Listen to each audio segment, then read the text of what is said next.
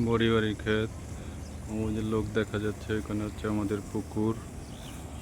এই পুরো জমিটাও আমাদের। এখানে হচ্ছে ধান কাটা হয়েছে, কৃষকরা নিয়ে আসছে এখানে। এটা হলো জলসিরি আবাসনের এরিয়া। এটা হচ্ছে আমাদের গ্রাম কেয়াড়িয়া। এখনও অব্দি গ্রামের ছোঁয়া খুব বেশ ভালোই আছে।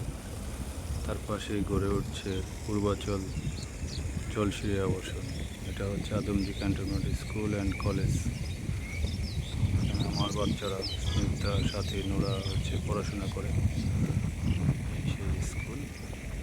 এটা জলসিরি আবাসনের প্রকল্পের একটা স্কুল।